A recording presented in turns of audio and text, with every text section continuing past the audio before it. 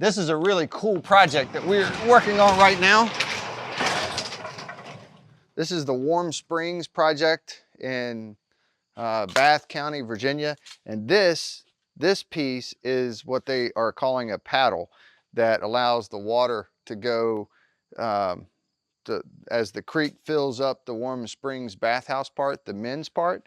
This is how you would make the adjustment, is with this slide paddle. So this adjusts the water going in and out, and we have to remake this piece to fit the new renovation that they're doing there now.